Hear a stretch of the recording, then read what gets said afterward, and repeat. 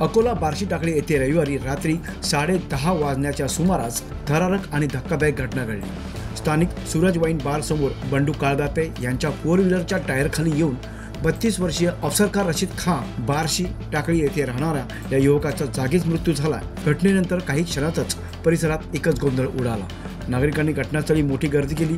यानंतर काहींनी ही घटना अपघात नसून संशयास्पद असल्याचे मत व्यक्त केले। पोलिसांनी तात्काळ घटनास्थळी धाव घेत मृतदेह ताब्यात घेतला, तर बंडू काळदाते व त्यांची 4 व्हीलर सुद्धा पोलिसांनी जप्त केली आहे। ही घटना खरोखरच अपघात आहे की नियोजित हत्या यावर पोलीस तपास करीत आहेत। सदर प्रकरणाचा तपास प्रभारी ठाणेदार गंगाधर दराडे यांच्या नेतृत्वाखाली बार्शी टाकळी पोलिसांकडून जोरात सुरू आहे। या प्रकारामुळे बार्शी टाकळी शहरात प्रचंड खळबळ माजली असून नागरिकांमध्ये चर्चेला उधाण आलं आहे। आशिष वानखेडे, जनशक्ती, बार्शी।